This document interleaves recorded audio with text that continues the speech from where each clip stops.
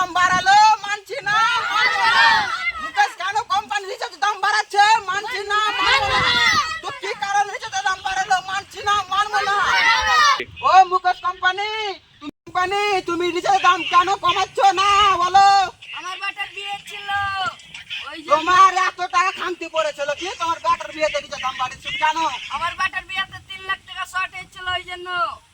তো আগে থেকে কাউর কাছে সুদ সমেত নিতে পারোনি কাউর কাছে ধার নিতে পারোনি আরে বেশি তো বাড়াইনি, মাত্র 60 টাকা তো বাড়াইছি। 60 টাকা বাড়াইছো ঠিক আছে, কত লোক গরিব মানুষ রিচার্জ করতে পারে না, কেউ খেতে পারে না।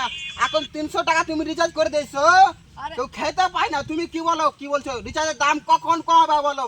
এক বছর পর কমিয়ে দেবো, 80 টাকা কমাবো। যাও যদি না কমো হ্যাঁ তোমাকে লেখাটা ব্যাটারি বাড়ি মারবো। ব্যাটা তেলিবার না, ব্যাট ফেলেন তো তুমি ব্যাগ ফেলে দিতে পারি কিনা, রিচার্জের দাম কমিয়ে দিবেন বুঝতে পারলেন? কমাবো তো বললাম।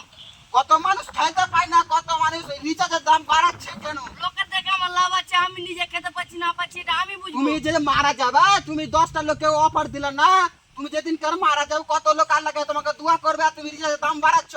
আর তোমার তো মানুষ ভুল ধারণা ভাববে, তোমাকে দোয়া চাইবে না, ভুল দোয়া চাইবে যেন তাড়াতাড়ি মুকেশ কোম্পানি মারা যাক। বুঝতে পারলেন কিছু? লোকের দোয়া লাগবে না আমাকে। অবশ্যই লাগবে। 10টা লোক যদি দোয়া করে, আল্লাহ যদি দোয়া যদি কবুল করে, তুমি দোয়া গ্যারান্টি কবুল লাগবে, তখন তুমি লোকের দোয়া অবশ্যই লাগবে মারা না, যাবা। বললাম তো আমি লোকের দোয়া আমাকে লাগবে না। যদি মারা যাবা ঠিক আছে।